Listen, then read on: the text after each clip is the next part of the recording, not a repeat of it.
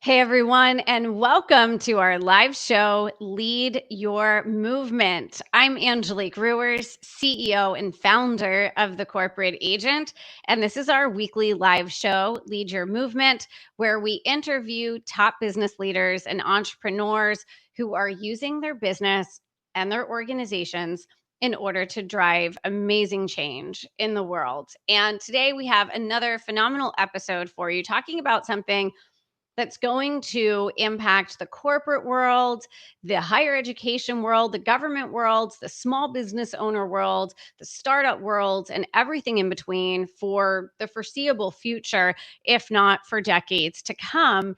And that is the idea of employees working from home full time, permanently, on a regular basis, and how that is shifting the entire business world. And to do that, to talk about what that means for all of us, particularly those of you who are in the coaching business, the consulting business, keynote speakers, trainers, and others out there, we have with us today one of the top experts, if not the top expert on this topic in the entire world.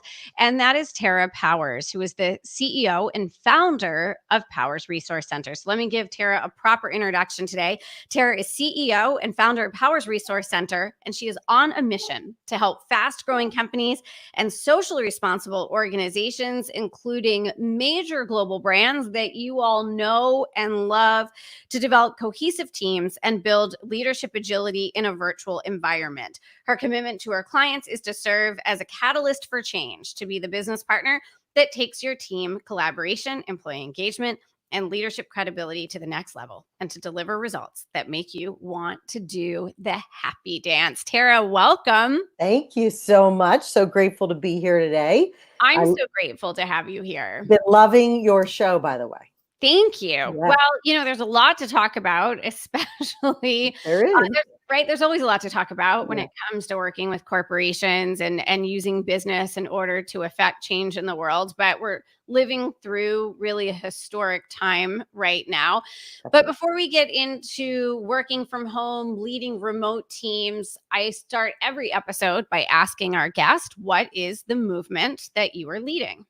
Yeah, thank you. So my movement is really to build a culture of connection at work, and that loneliness is an epidemic. It's something that is really an issue in our society, and we spend a lot of our time during the day with each other.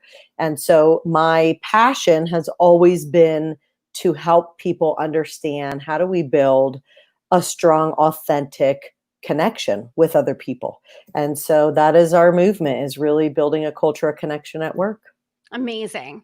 So we're in the middle of this pandemic. Yeah. It's been a few months now since almost every company in the world had to start sending all of their employees to work from home Mhm. for what in the beginning was an indefinite period of time. And I would say that really that mile marker of when we're going back to the office just continues to move further and Yeah. further out.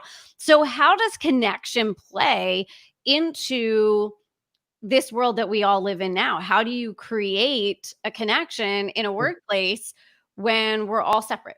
Yeah, it takes an incredible amount of thought and intention that we may not have been used to. And it also really requires a shift to more of an empathetic way of leading, that I think, we haven't really valued as much in the past. So when you think about what do we need from leaders of remote teams, it really is more of that right brain kind of thinking, which is really around emotional intelligence, empathy, being able to recognize when something's off with someone on my team just by seeing what's going on with their body language over a camera, right? Or checking in with them more often, or asking better questions about how people are doing. Getting to know your employees better so that you kind of have an idea of what they're facing in their home environment, especially with kids home and not knowing what's going to happen with a lot of schools around the country, some people taking care of aging, elderly, sick parents, or possibly even someone that has COVID in their house. So it really does require this heavy dose of empathy, understanding, emotional intelligence, and intentional connection, which it needs to become a priority, basically. But a lot of this really is not common sense and intuitive. In fact, right after companies started sending people home, your phone started ringing off the hook. And I should tell our audience, for the last 20 years, you've been working with major organizations, not just in the nonprofit and higher education world, but with some of the biggest brands in the world. You've worked with McDonald's, you've worked with Caterpillar, you've worked with Mrs. Fields Cookies. I mean, these brands that you've worked with are really the household names that everyone knows. And when the pandemic hit and companies started sending their employees home, particularly in companies that very rarely used remote working or telecommuting. Remember that term, telecommuting? Oh yeah, gone out the so old. Yeah. So it's so dated. But your phone started ringing off the hook from these companies. They knew that you were the preeminent expert on helping organizations to effectively manage and lead remote teams. Take me inside some of those conversations. What were they afraid of? What were they asking you? Where did they see their leadership feeling overwhelmed? What were those conversations like? Yeah. So we'll look at it from a couple different perspectives. One is the employee perspective. So employees who have not traditionally worked from home now are working in their most private space, right? Their home. Perhaps some of them have an office, perhaps some don't. One of the biggest issues early on was the uncomfortableness of kind of opening up my personal world to all the people over the screen. So that was an issue to even get people to turn on their camera. And I think as we continue with this remote work from home, environment that we're gonna be in for a long time, that is going to be something people are working through that and getting more comfortable with it. But the key here is that I also think it provides us this sense of knowing someone at a little bit of a deeper level than we did when they were in the office, because we are sharing their home, so to speak, with them, right? So that was one issue, was that just the level of comfort of employees was a problem. So these companies were calling me and saying, how do we help them get comfortable? And so it really boils down to understanding what builds trust between human beings, right? And one of the most important ways we build trust is by being able to see each other and see when someone's smiling and nodding in agreement. And those things are still so very important. It doesn't mean that you have to have your cameras on for every meeting, but it is very important to build that kind of trust and connection.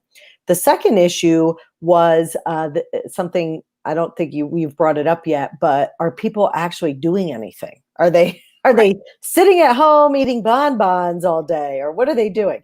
And so that really, to me, is just a leadership capability and a leadership best practice. So leaders who traditionally were in the office and maybe tended to be micromanagers or looking over their employees' shoulders or checking in on how they're doing on a regular basis several times a day, have to now get better very quickly at setting clear expectations, defining what success looks like, having agreements in place of what does participation look like? What does it mean to show up on our virtual meetings and in our virtual calls? What does that mean to all of us?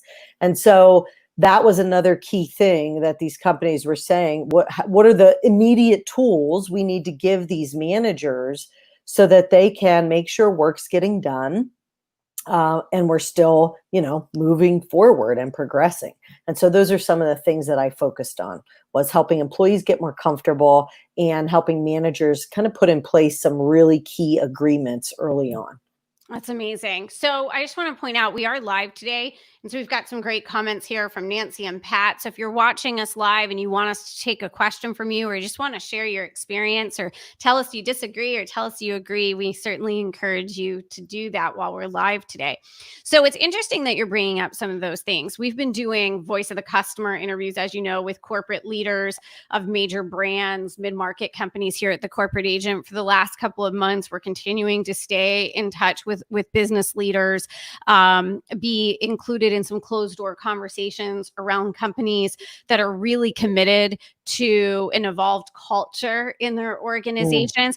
And some of the things we've heard, Tara, one of the things that sort of amused me was that senior leaders were a little bit surprised at a lot of corporations. We actually heard this a lot out of Australia and Europe, but in the United States as well, that senior leaders were actually really surprised that their engagement numbers went up once employees start working from home. They were actually higher. People were really engaged, really, connected. They were working really hard, and really, just that true definition of engagement, of that discretionary effort that employees were given. They were very surprised by that. The other big surprise that we heard, and I'd love to hear your take on this, is that employees felt like they could see their bosses as, in some companies, more human, because they could see into their boss's office, and they were showing up in t-shirts instead of a suit and tie.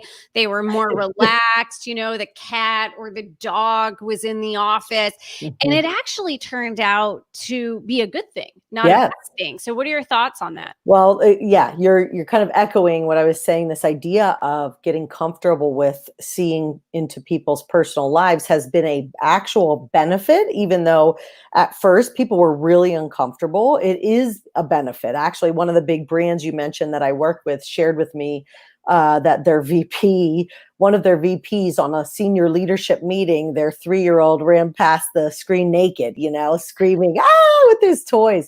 And it just allows you this opportunity to go, this person is a real person with similar issues, right? We're all in this together. That idea that we are all dealing with many of the same stressors, regardless of our level in a company.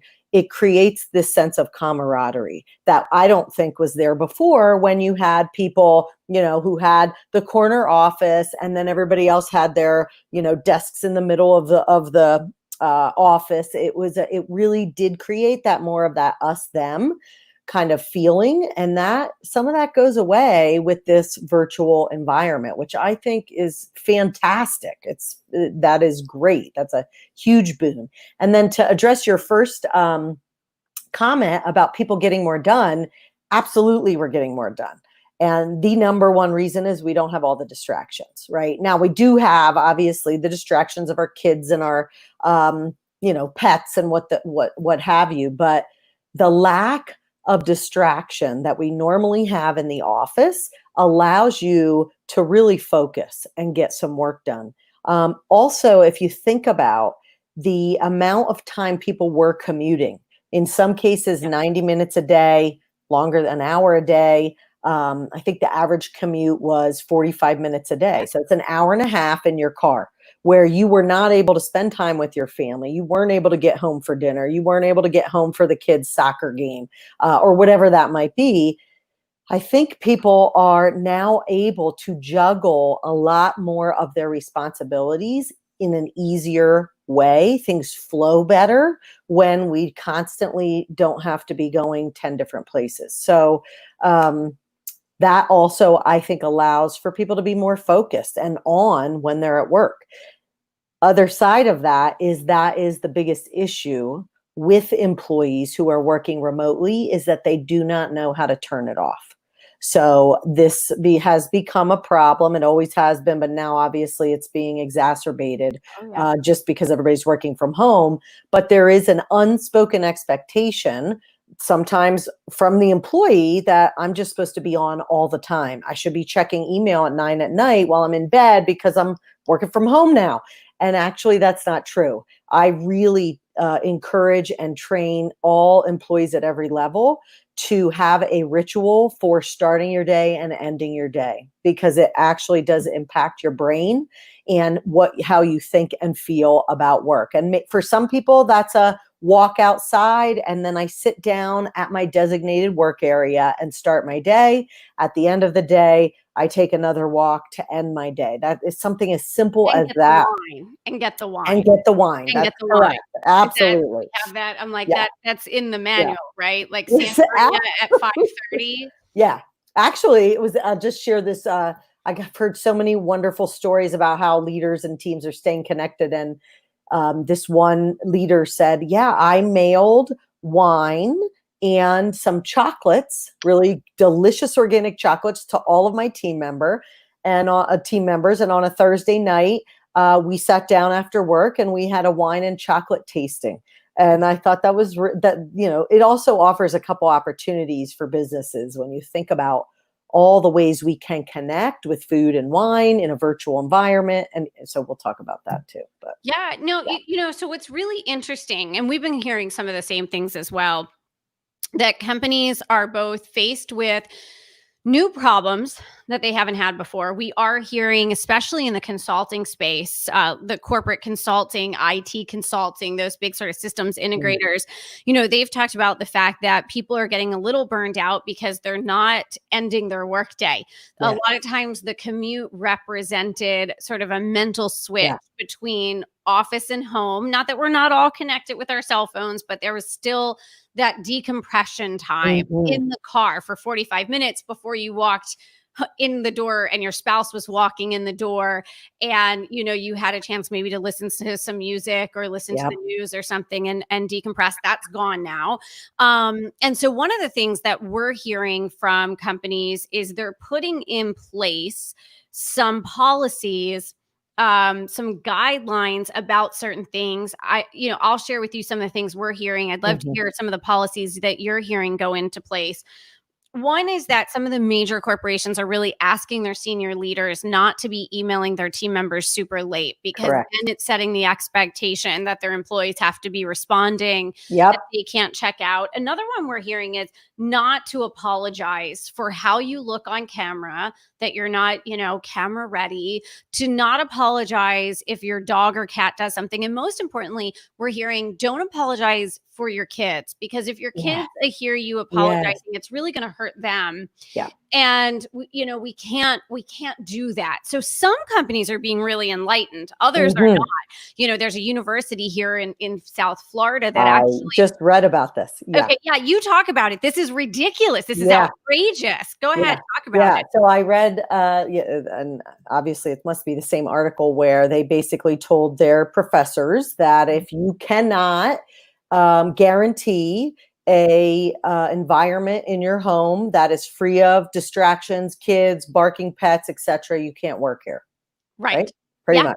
They basically said, do something with get rid of your pets and your kids. Like, you can't have them at home, and we're not going to keep you on payroll if you can't. But you can't have your kids at home and you working. And I think it went for both faculty and staff. Both the faculty and the staff, which is just absolutely outrageous. And to Jacques' point here, from an IT perspective, companies also have to rethink how they're implementing their home policies, and their asset management policies. One of the stories I told on our recent Seize Your Moment seminar that we did was that there was a company, several 100,000 person corporation that I talked to some senior leaders from, and they had to get all of their employees in India. I think it was 150,000 employees in India to get their desktop computers. Well, they didn't have laptops. The world was out of laptops because everybody was buying laptops.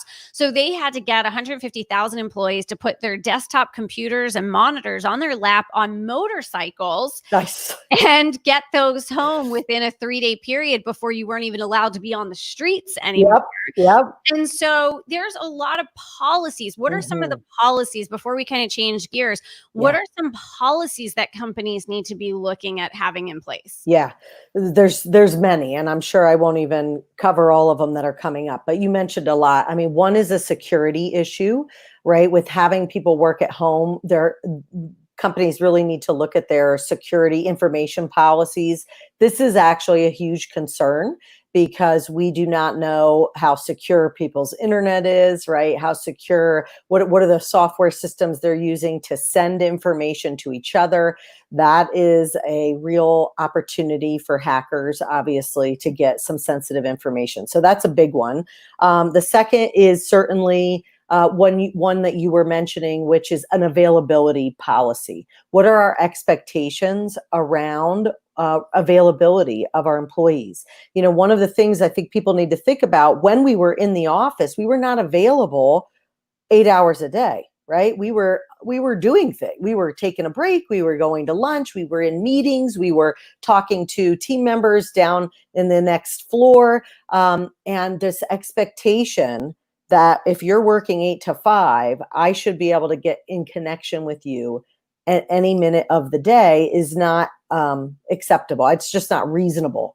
And so the policy needs to move from quantity of work to quality of work, right? So we need to, as leaders and even as companies, to start to set expectations and policies around the quality of work, because I can get way more done in 4 hours here at my home office than I ever could in 8 hours in an office surrounded by 300 people. So quality is a biggie. Some other key policies are, I think, companies who are enlightened are looking at health and wellness. How are we taking care of ourselves? A lot of the companies that I'm working with, they are instituting or at least making it voluntary at this point, where teams are starting health challenges, such as 10,000 steps a day. And they choose a meeting a day that's a walking meeting, right? Where they're walking together. So we really have to be thinking about the health and wellness of our employees. Are they able to get access to healthy food? Are we making sure people are not emailing at night? One of the things that you mentioned, even if a company has a policy in place that we cannot expect employees to be available and be emailing after a certain time, if the manager sets that standard, even if it's a policy, that is an unspoken expectation. If my manager sends me an email at 10 at night, there's an unspoken expectation I should respond. So we really have to be thinking about those type of policies. And then availability was the other one I was going to mention. So no, I think that's really true. One of the practices of a company that we just talked to is that they are almost all of their employees are based in the same time zone. So that helps, right? With what I'm about to say. If you're a global company, it's getting trickier, and we can talk about that. There are definitely folks who are having to get up super early because all of their employees are in a certain time zone around the world. In fact, some of the global corporations, the director levels and above, are kind of at a breaking point right now, because they're being invited to all of these meetings that's 24/7 around the world, because they operate in every time zone. And several, even in fact, VPs said to me, Angelique, I'm working 18, 20-hour days right now. This is not sustainable. But our company hasn't figured out sort of what the rules are about when you're expected to join a call in a different time zone versus not join a call in a different time zone. I think it's basic yet necessary to have those policies. Conversely, we've heard companies say, we're all in the same time zone, and there's absolutely no conference calls or meetings from 12 p.m. to 1 p.m. We want everyone logging off their computer, letting their eyes take a break from the screen, go for a walk. One of my employees one day, I touched base with them. They were out running. I'm like, great, call me when you're back. Like, you're out for lunch, right? Great, because it's going to clear your head. You're going to come back and you're going to feel great in the afternoon, which is what we want people to do. I want to ask you about one key thing, and then I want to change directions a little bit, because you have built an unbelievable platform. You've done 4 or 5 things that are ridiculously innovative and powerful that helped get your phone ringing off the hook from these companies when they went to this virtual work environment. You have 3 or 4 more things that are coming up in the next, 3-6 months that I want you to share with folks, because I think it's going to really help them in leading their own movements. But before I do that, one of the biggest things that's coming up now, we've got some companies forcing employees to go back. The Wall Street Journal just wrote a great piece on that this morning. If you guys didn't see that, in the energy and the oil and gas industry, they're really seeing pressure to get people back into the office. A lot of people, especially baby boomers, are resistant because they're afraid for their life. Right. Yeah. Meanwhile, you have startups who are letting leases expire and hmm saying, we might just stay virtual for the next couple of years. We're going to see this might be a new permanent thing for us. But one interesting piece of feedback we've gotten from quite a number of companies is that there is something that is lost in virtual. Yeah. There's a lot that's gained, right? Yep. There's that whole thing where you were on a plane and for every hour of flight, it was like equal to 2 hours of work because there's no interruptions when you're on a flight, kind of a thing. It's the same thing. You can get more quality work done. But what's not happening, Tara, are these sort of serendipitous moments where one coworker bumps into another coworker hmm around the water cooler and they're like, oh, hey, did you hear blah, blah is happening? And they say, no, wait, what's happening? Yeah. Wait, we haven't heard anything about that. Okay, we need to talk about that. And those moments are now being scheduled, but you can't schedule serendipity. Yeah. Right? Like serendipity is not scheduled. Yeah. I'm pretty sure that's the exact opposite. So they're very concerned about the serendipitous nature of overhearing a conversation. hmm And the person getting up from coming, I used to do that as a boss. I'd hear something going on out in the hallway and I would realize, wait a second, I just put a radar system on a ship to the, Paris Air Show. Yeah. And what did you guys just say? Yeah. I called like, and I'd run out my office and be like, guys, wait, what did you just say? And so that isn't happening. What do companies do about that? Or do they just have to say, there is nothing we can do? No, there is things you can do. Several things. One is you really need to think about creating this culture of transparency. So everything you do, everybody can see. And one of the things that is, I think, a lost skill that you might be really happy that I believe needs to come back in this virtual environment is getting better at business writing, because we need to be tracking these thoughts and ideas somewhere, right? That everyone can see. So that whether that's Slack or whatever tool you're using as a virtual team, we need to be making sure we're putting those ideas on paper. We're writing things down more than we used to. So we used to bump into each other and talk about it. We need to now be, when we have those thoughts, writing them down. So having some kind of repository for ideas, brainstorms, those type of things, right? So that would be one. The second is something that you mentioned earlier. Companies are having blackout periods for meetings where we're not scheduling meetings. I recommend that at least maybe 2-3 times a week, you have all-in meetings where we it's not even a meeting. I don't even want to call it a meeting. It's where we schedule a time 1 to 3 on Tuesdays and Thursdays.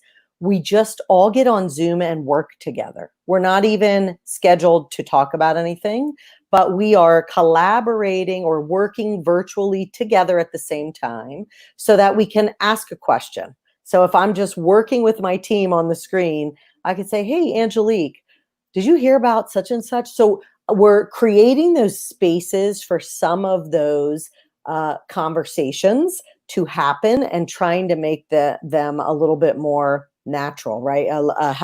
Serendipitous, so to speak, as you mentioned.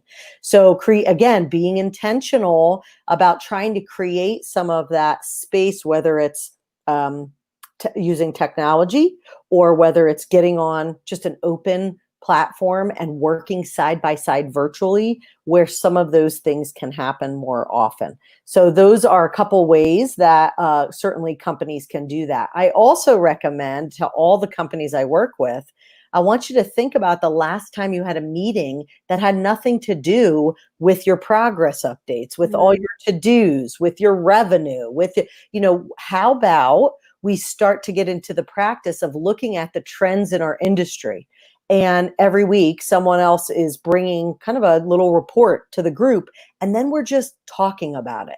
We are creating the space to let thought leadership rise to the surface, right? Yeah, Where are someone we said creating that? just to Yeah. connect. Yes.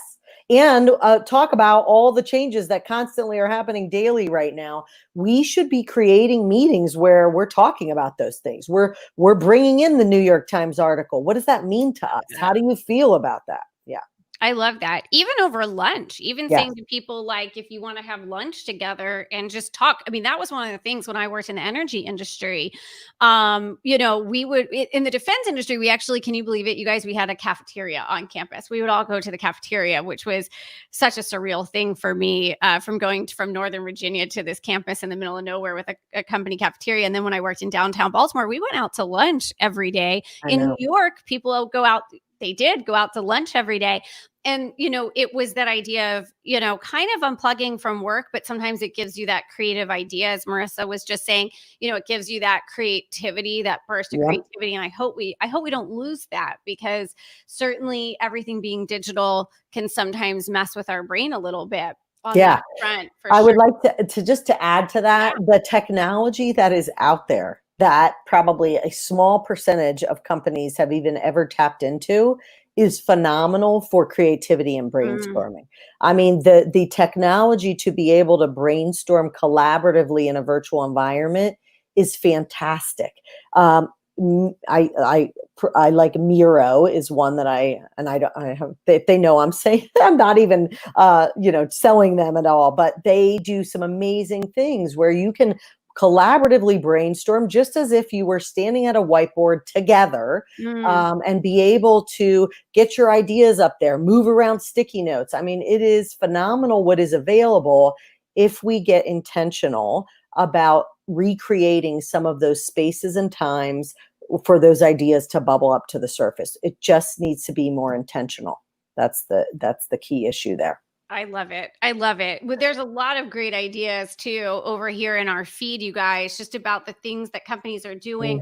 Mm. Someone's company is doing meal prep during Yep. lunch, which is really fantastic, and making sure people are taking the time to do that. And I love that idea about the intentionality of it all. And if now I think you do have to be more. We could also do a whole episode on, and maybe we should, on balancing the home requirements with the work. And I know, and we're going Yeah. to talk a little bit more about that in a second, but obviously you've got two major school districts, San Francisco and LA, that have announced that they're not going back in the fall. It's going to be online. Here in Palm Beach County, it sounds like county schools are not going back, but our private school is going back. So, and all it's going to take is, of course, one outbreak Yes. in a school for And everything then to we'll all be revert back. back at home again. Yeah. Yeah, so it's gonna be a really, I think the next 6 months, I think we all have to kind of, strap in for the next Yeah. 6 months And if here. I just add to that, I mean, obviously this shift of working from home with your family there is a huge shift for most. But it's also this whole work from home um, movement, so to speak, is really shifting also just cities, the makeup of cities. Mm, People are, I don't know if you've been reading about this, but people are, if they can work from anywhere, they're not choosing to live in a small, expensive apartment in New York City or out downtown LA. And so you're seeing kind of this exodus of people that are thinking or have already left cities and moving into more rural areas, which I think that could be a good thing for rural America, right? Where we start to see more of these smaller communities come back, perhaps, because people are moving out of the big cities, because they don't need to be there. Now, that's also not good for cities, right? And all of the things that we enjoy there, but just thinking about all the things that are shifting. I was just reading an article recently where they did a survey from employees in the Bay Area, and they said 2 in 3 tech workers said they would choose to move if they were given the choice. If they didn't have to live there anymore, they would leave. 2 out of 3. So I think we're going to really see some major shifts if this this trend will continue. Well, and that really, I mean, I think this is one of the reasons we're having the show. One of the things we can keep talking about, because there were a lot of rent pressures, a lot of Yeah. housing pressures in major cities, like Silicon Valley, where it was so difficult for people to find housing, New York City and others. If we really do move to a more permanent, flexible work arrangement, it starts to open up really better quality of life Yes. for humans. We need Yes. nature, we need space. We need not to be spending 2/3 of a salary on rent, right? Especially single parents and things like that. So every problem creates, Opportunity. opportunities, solutions create new problems. And I think the problems on the other side of the pandemic are actually going to be very different Yes. problems than what we saw before. It's really fascinating. Also, you guys who are listening, think about what this means for your business opportunities. Think about, what are you Fun. talking to your clients about, to your prospects about, to your community about? What are you talking to them about? Because this is all opportunity for you to lead. And I think in so many respects, Tara, the term thought leader Yeah. has been so bastardized. Yeah. And the idea that like lifestyle photos make you a thought leader, right? A beautiful $7,000, $10,000 website, expensive photo shoot, right? Makes you a thought leader. And of course, it's like the emperor has no clothes kind of conversation, Yeah. right? You've done some really interesting things. When this pandemic set in, you were really poised. You had done a lot of things to be positioned as the expert at hand, as the expert who's hired. You had built a reputation as an expert in remote teams. And so you really got a lot of those phone calls. They went to you. Let's go back a couple of years. So for those of you who maybe are not familiar with Tara, in addition to running her business, she's also our senior faculty of corporate training programs here at the Corporate Agent. And the way I got to know Tara, she was one of my elite level clients for a couple of years. And so I've worked really closely with Tara. She's in addition to running her company, she also delivers some of our training programs here at Corporate Agent. But a couple of years ago, you and I were working together, Tara. You were one of my elite clients. And I recommend it to you that you do something to really start to position yourself differently Yes. than some of your competitors. Take us back to that point of what you did. And then we're going to walk through some of those steps that you took subsequently, because it's just, I feel like the momentum, and it's just getting faster and faster for It you. is. It's really, it's like a train Yeah. moving so fast, and I'm like holding on. But yeah. So a lot of my clients, probably 7 years ago, at least it's been now, they were starting to move towards more remote work. At the time, telecommuting, hoteling. A lot of government clients were hoteling because of the real estate issue. There was no more space. Define hoteling for folks. So hoteling, you guys, for those of you who are not familiar with that terminology, means that you don't have necessarily an assigned desk or office. That, because you're not always in the office, you are able to kind of sign out a workspace for the day. So that's what she means by hoteling. Yeah, like you would find a cube online, like you would do on a hotel, right? Yeah. You go on your reservation system, find a cube. That's where I'm going to go work today. So I was working with their teams and their leaders, and they were saying this is becoming, much more of a frequent occurrence, and we're not sure how we need to shift, right? How we need to lead differently. How do we help these teams stay collaborative and cohesive? And at the time, I had been working virtually since I started my business in 2001. But I thought, I don't have enough data. I really need to understand a lot more at a deeper level what's going on for companies, who's doing this well, what's working and what's not. So that was at the time I was working with you.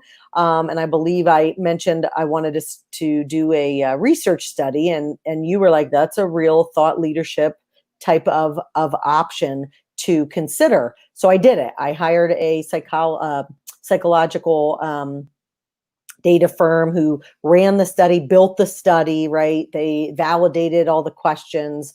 And we did a study, and we got a pretty good response from a variety of Fortune 500 clients and employees who were working virtually or thinking about moving to virtual. And from there, we created a lot of data, a lot of output, white papers, blogs. I started speaking on that topic. I created programs for those clients that were asking about how do we do this effectively. I shared what I was learning from my research. And that is when I was connected with and contacted by Wiley to write the book Virtual Teams for Dummies in the popular Dummies series. And from there, I even dived deeper into research. So then I interviewed for that book some of the top companies around the globe who are 100% remote to find out what they were doing, what was working, etc. So companies like Basecamp, Upwork, right? Those type of companies. And I just learned a tremendous amount from my research. And that is what I think sets you apart as a thought leader, right? Because at the time I was an expert, I would say, on how do we build trust on a team, right? How do we communicate? How do we give feedback? So I was really good at very practical how-tos. And I had been doing that for many, many years with my clients. So definitely was seen as an expert, but I didn't have anything that really took me up a notch, right? To having an opinion, to sharing information that was unique, to sharing data that no one else had. And that's what really, I think, catapulted me into more of that platform. And now that's just continued to grow, which I'm happy to talk about. Yeah. Yeah. So research study went into white paper. White Mhm. paper ends up leading to Wiley contacting you. You were out there speaking. You also focused on winning awards. You were I did. also, so you've won a shit ton of Shit. awards. I have. Talk about that a little bit. Yeah, that was something early on, and I'll just say it to the community. If you could hear this, I heard this from someone I was mentoring with at the time, probably 15 years ago, who said, go for awards, Yeah. right? Like put yourself in the arena, like get yourself out there. And I thought, why shouldn't I? I have really good programs. I have good ideas. I work with really good clients. And so I have been applying for awards for over 15 years and really have just had some amazing experiences. I won an award through HR.com. I was one of the top 10 leadership programs, voted on a panel of judges that were from the top Fortune 50 companies. And I stood on stage with some of the biggest companies around, IBM, GE, BMW. And I was on stage there, my little boutique consulting company, with my top 10 leadership award at Nashville, in Nashville, Tennessee, on one of the coolest music stages around. And so I have just had some amazing experiences applying for awards, putting my work out there. We're actually waiting to hear back on a pretty prestigious award if we win it for ROI that we received on a recent leadership program. So that'll be something I'll announce hopefully soon. I'm hoping we win. But the ROI was pretty unbelievable and transformative. So I think, you just have to really be thinking about everything you do that is working. Make sure everyone can see, right? That culture of transparency. People are not going to get to know you if you are not putting yourself out there. And sometimes it does not have to be a big thing. We are a small boutique consulting company, right? We work with small startups and we work with Fortune 150 companies. And some of our programs and awards were based on just the research I did, right? That white paper I wrote, a small training program where we had amazing results. It does not have to be this huge transformative thing to actually win an award. So yeah, it's been a really amazing journey with that. Yeah. So, one of the things about you standing on stage, I just want you guys thinking about the movements that you all are leading. And, so Tara, here she is, she's up on the stage with BMW and IBM and others. There's a transference of credibility Mm. when your brand Mhm. is associated with those leaders, right? There's a transference that goes on of credibility and caliber. There's a lot of quotes out there, right, about the company that you keep. And I think, Tara, Mhm. one of the things you've really focused on is, what are the rooms I'm in? What is the Yes. company that I'm keeping? Because that's giving me the ability to lead this movement. The other thing that you've done that I think is really brilliant, I want to talk about the things that are coming up, but you've also served on judging panels. Mhm. And that Yes. has given you an inside window to things because you're getting a look at things that other people aren't. Talk I'm about getting a look at the top learning and development programs in the world. It's mind blowing. And I've signed an agreement and I have to kind of keep anything that I see under wraps because I am a judge. But it has been one of the most rewarding and up leveling in terms of my own mindset of what's possible in this field for me personally. So it really is helping me keep a pulse on what is going on in the learning and development industry. And I'll just say, for all of you out there who are in this space, learning technology is where it's at. So if you didn't listen to Angelique's show last week with Paul, Mm. who talked a lot about investing in tech, right? And how that tech is the future. It is the future in learning and development. So whatever you are doing, you want to start thinking about, how do I really start looking at the learning technology that's coming out and perhaps get involved in a small or big way, because that is where it's heading. And I can tell you that based on the judging I'm doing with the biggest companies in the world. So, yeah. That's amazing. That's an Mhm. amazing gold nugget right there, you guys, that Yeah. Tara just gave you, what she can tell you from being on that judging panel, seeing the major corporations employ learning programs, because that's who's applying to these awards. So those major brands out there, they invest in employee training programs and they submit those programs for awards. Tara is sitting on the judging panel year after year, looking at what they're doing. So she has seen over the years the changes in what's Yeah. really hot with those programs. That's one of the reasons I wanted you on my faculty, because you have that inside track. So I want to take some questions from folks who are watching. So if you guys have a question, you can go ahead and type those in. We're going to grab some questions really quickly while we're waiting for folks to ask some questions. Tara, you have two or three, just very quickly, you have two or three other things that are coming up as you're leading your movement to further raise your visibility and put even more of your thought leadership out into the world. So you have a new book coming out with Yes. Privacy. Yep, and that is all around working from home. So really meant to help the remote worker at any level. How do they work from home effectively? How do they use technology? How do they make sure they are creating, a healthy, safe workplace for themselves? So that book should be coming out, I believe, in mid-September. So you'll see that online, and I'll be promoting it if you follow me on LinkedIn. And then probably within the next 30 days, I hope, you know how long things take to see sometimes the light of day, we are going to be launching our virtual team remote coach app. So it is having an app, a virtual coach right in your pocket, and it is for remote team members to really help them navigate this whole new world of work while they're working from home. So we focus on, what do I need to do as a remote worker to stay engaged? How do I lead the way with that? What are the things that I need to do to build virtual collaboration with my team members? We talk about health and wellness on the app, and how do I maintain that? What are some things I need to be doing at health, from home? We also talk about, how do I run a virtual meeting? So if I am put in charge of running a virtual meeting, how do I do that effectively?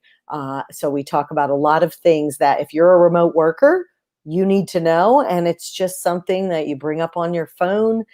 It coaches you. It offers nudge messaging at a time that you, like, let's say I have a meeting with you next week, Angelique. I might set a reminder that, how to run this virtual meeting with, I'm going to do this meeting with Angelique. I want a couple tips on how to run it effectively. 30 minutes before that meeting, these tips pop up. I can get coached. I can watch a video.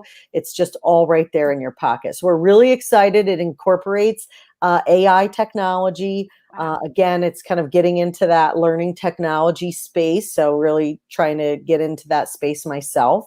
And I'm just really excited about it. I think That's it's, amazing. Well, I mean, yeah, it talks to the technology piece. It's really going to resonate, especially with millennials and Gen Z, yes. right? Who kind of, they didn't have pacifiers; they had apps, and Mm-hmm.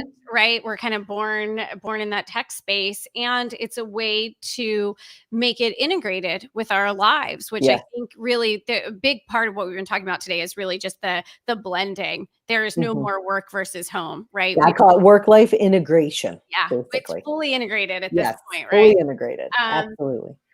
Awesome. So if you guys have questions, definitely let us know, and Tara can definitely take a question of yours. There were definitely a couple of questions about Miro, and I think it's been Mm. answered within the chat. But I just want to confirm with you that when you were talking about Miro, it's Miro. That's the spelling, Yeah, right? I have to double check myself to make sure that's correct. But let me look here. Yeah. Yes, it is miro.com. That's Awesome, it. Yep. awesome. And then And somebody said mural.co.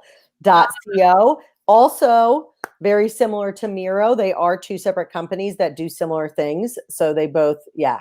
And I see Maricia said she prefers Mural. Yeah. So they're both very good. And I'm not, connected to either, but I'm just giving that as an example of some of the amazing collaborative tools that are available to make sure that creativity on a virtual team is happening.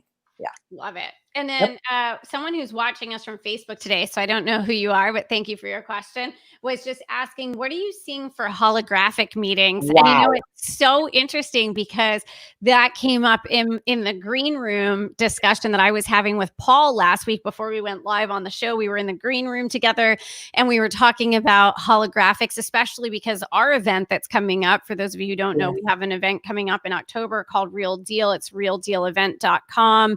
Phenomenal event. We're going to be doing CCE credits for those of you who are coaches. But he said, are you going to do anything with holograms? I'm like, well, not for this one, but we know that's a big, holographics are a big thing. Are you seeing anything on that front, or are leaders asking about it, or is it No. still kind of further out? I have not had any companies that I'm working with I have not been a part of using that or had them ask about it yet. So certainly, I think that was Carrie Connick who asked that question.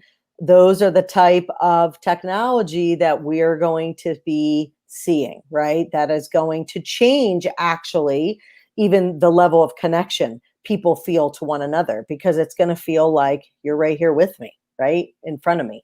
So I have not been in it. I don't know if anyone's been in a meeting like that. I have not had the opportunity to do that, but that's the kind of technology that's going to help us, feel more connected and change this, this feeling of disconnection through a computer screen. So I'm really excited about it for sure. One of the members of our community at the Corporate Agent actually did a meeting prior to the pandemic where they had a local event, but they beamed in. I feel like it's like beaming It is. It's like Saudi, being right? They yes. sort of beamed in a major thought leader to that meeting. I think one of the challenges with the with the holographics is that it works best when you actually do have a bunch of people together, Together. and then Correct. there's one or two people who can't be there. It Hmm. doesn't work as well when we're all virtual. Right. It requires some sort of, being together. But I think we're going to see more and more of that. I have to say, just as a personal pet peeve of mine, every time I read one of these articles that says, is this the end of whatever, right? Like I've seen everything from this is the end of lipstick as we know it to this is the end of TV as we know it to like TV is probably the closest one that's accurate, but this is the end of conferences, or this is the end of meetings, and I think, we need to be careful about not taking a myopic view of Hmm. what's happening. And I think things aren't necessarily going to go away. They're just going to be reshaped. But I certainly think, Tara, what we're going to see is a lot of reshaping of how much technology is used. Yeah. One of the things that we heard, and I'm curious if you saw this, was that companies were surprised by how many of their systems and processes actually had not been 100% digitized. So, like, Yeah. And when they you did it in 3 days. and they did in 3 days, Yeah. but they're struggling with onboarding new employees Right. because giving someone a badge, like, now they're like, "Do they even need a badge?" Mhm. So how are they getting people onboarded? How are companies onboarding new people? Yeah. So pre-pandemic, the companies that were 100% remote that I interviewed for the book, a lot of them that were doing that, it was a several phased process. So a new employee basically would fly to wherever the founders of the organization were located, and meet with them for a day or two to really get the download of the culture, the need for their role in the organization, how that role impacts, what their vision is, what their strategic plans are, etc. And then that was the only thing they did in person, was with the founders. So that now obviously could be done virtually. But then there was a kind of a 2 to 3 week onboarding process with every team member and key stakeholder in the organization that impacted their success. And so that might have looked like a virtual lunch, virtual happy hour with another person, maybe meeting with 3 of their team members to discuss some of their most key important security processes or protocols, showing them, doing some training virtually where they're learning the systems, etc. So it was a phased approach to onboarding, certainly built in that 2 to 3 week onboarding process was team time, obviously, right, with the whole team. And a lot of the teams that I work with are, certainly using some type of assessment tools. For those of us in the learning and development space, are a simple and effective way to get to know a new team member, what their strengths are, right? We can use strength finders, what their information about their EQ, their emotional intelligence. We also use DISC a lot to help understand different personality styles, and then allowing team members to kind of talk about that together and sharing what's important when you communicate with them. So there are absolutely effective ways to onboard an employee. I think, again, it goes back to being thoughtful, intentional, building connection, authentic connection time, one-on-one time, group time. I mean, that is the cadence that needs to happen in a virtual environment. Amazing. Yeah. We have time for one last question, and then we're going to wrap up here. Josh Hmm. was just asking about, how are you seeing the role of HR and IT, supply chain, and other functions really being reshaped in Hmm. this post COVID era? Yeah. I can speak probably more to the HR piece and maybe a little of the IT. But for HR, I think it is really focused again on this, building this sense of community and really figuring out how do we maintain a sense of culture when we are all virtual. And culture is going to continue to be such an important topic as we kind of move into this post-COVID era. Trust has economic value on a team. And so I believe, HR leaders are really going to need to, on one end, shape the policies, right, for working from home, those type of things that are going to shift. They may be directly involved with IT in security, getting work from home setups in place that are working for people, making sure their workplaces are safe, all of those things. But then there's going to be this whole other piece of culture. How do we instill culture? How do we create this sense of community on our team and in our company? And a lot of it goes back to, if you haven't read the book by Daniel Pink, what is it? Your brain. Hold on, I have it written down here. I'll think of it here in a second. But it really is around your brain and what is going to be required, in the new world of work. A whole new mind. Thank you. I had it New written mind. down. Yeah. And here's what he says, and this is what I believe. HR is going to really be driving is the future belongs to a different kind of person with a different kind of mind. Creators, empathizers, pattern recognizers, and meaning makers. People that are artists, inventors, designers, storytellers, caregivers, big picture thinkers.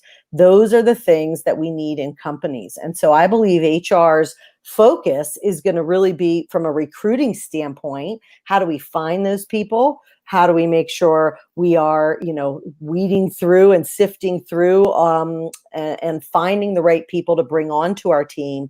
How do we keep them engaged, keep their creativity flowing, using technology? I think HR and tech IT are going to have to be working a lot more closely than they are today, because they're the way that we connect and collaborate and build culture depends greatly on the technology that we're using. So that, if I speak to anything, those are the two that I would say I feel I have some insight into. Absolutely amazing. You've given us so much to think about, Tara, but I know there's more. How do Yeah. people connect with you? How do they find you? Great. So powersresourcecenter.com is our website, and we have a lot of great free resources for remote teams. And some of the new things I talked about today, we're going to be launching on virtualteamschool.com.